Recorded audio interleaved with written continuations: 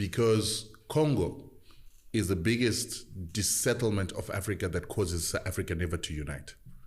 And Kagame is the reason why we've got the Congolese struggle. The DRC, my basic understanding is that it's the wealthiest country In Africa, on the continent from a mineral perspective. In the world, yeah. It's the wealthiest country in the world from a natural resources perspective. 100%. And you're saying Paul Kagame has a part to play in that? Yeah, people don't understand that we always hear about the Rwandan genocide.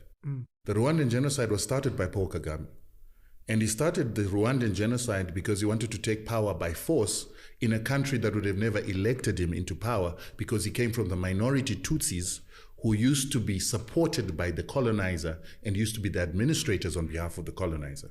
So for Paul Kagame to come back as a Tutsi to come and take power in Rwanda, he needed to do something. And what he did is he started the genocide.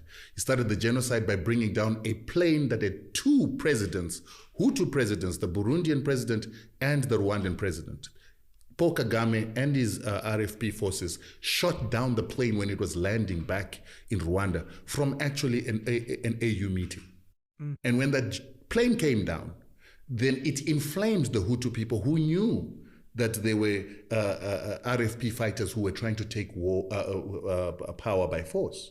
And so they began to fight against Tutsi people who they felt wanted to come and take over power.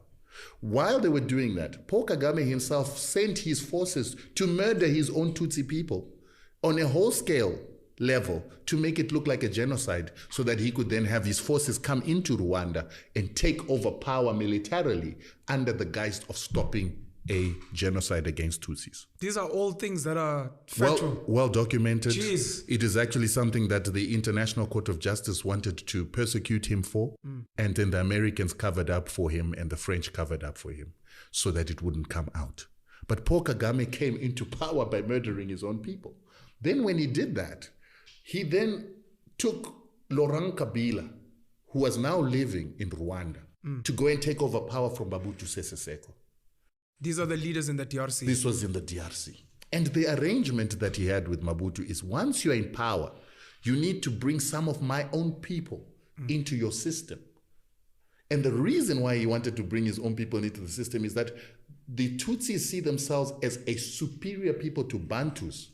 And so they want to reinstitute something called the Mapororo Tutsi Empire that is going to rule over Central Africa and the Great Lakes. Because if you look where they came from in Uganda, Museveni is Tutsi. And he is the one who trained, together with people like Paul Kagame, in Tanzania, together with our liberation fighters. And when they came from those liberation camps, then Museveni went and took power from Obote, and then he put people like Kagame and the Hutus and the Tutsis into his army and intelligence. They then started murdering non-Tutsis who wanted power in Uganda, because they were majorities. And that's how Museveni becomes the president of Uganda as a Tutsi. And then he begins to assist Kagame, together with the Europeans, the Americans, to then create a force that is going to take power in Rwanda. And then they must take power in Rwanda, instill a Tutsi in Burundi, and instill a Tutsi in Congo.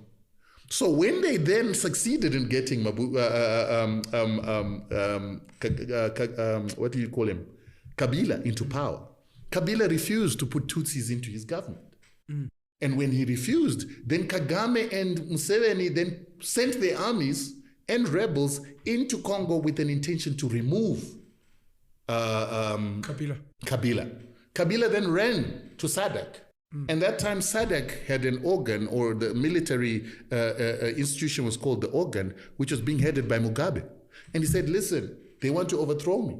And he gave them the reasons why they want to overthrow. Mugabe sent a fact-finding mission that it consisted of Zambians, Namibians, Angolans, South Africans, and everybody from SADC region.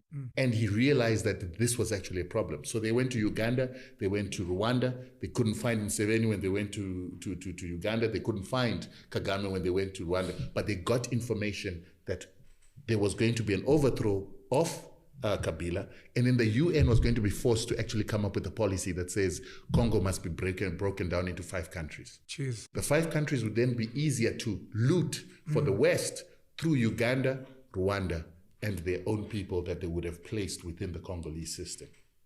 Then Zambia and Zimbabwe came up with a counter proposal, but they also sent the armies of the Namibians and the Angolans to go and stop Kagame from overthrowing Kabila. They were able to repel Kagame and Museveni's troops. And so Kabila was not overthrown because of that. For that reason, and us taking land in exactly the same time, the Western world came together and imposed sanctions on Zimbabwe. Because they said that this military that was used in Mozambique, that also participated in Angola, and now is coming to Congo, is becoming a hindrance to imperialism. So we need to break the power of the Zimbabwean military. Let's put them under sanctions. So that's what caused the sanctions. So when that happened, it was fortunate that enough war had been undertaken by the Zimbabweans, the Namibians, and the Angolans for there to be people within the Kagame and the rebel movements who agreed to the Sun City Accord. And that's why you had peace in Congo and the Sun City Accord that was then brokered by Thabo Mbeki. But remember, when Zimbabwe... Broken by Thabo Mbeki? Brokered, okay. Yeah. But remember, Thabo Mbeki was able to come and assist in negotiations. But Nelson Mandela had refused to go to Congo and assist Kabila on instruction of the Americans. The Americans said, you don't go there.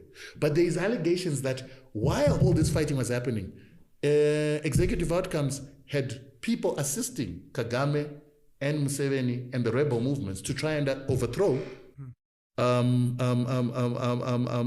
Kabila. So Kagame was being assisted. Museveni was being assisted by ex-SADF forces who are now calling themselves the mercenaries or the executive outcomes.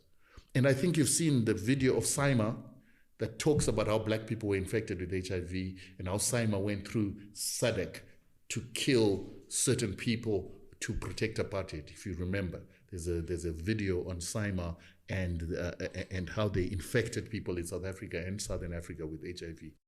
The same people are these that are called executive outcomes, are the same boers that then form these private security companies that you see here that are actually the biggest threat to South Africa at this particular moment. They are the same people that went to destabilize Congo and continue to destabilize Congo and continue to be advisors and continue to be supplying weapons and continue to be a destabilizing force in Congo. Which is why some of us are very skeptical. Why is the South African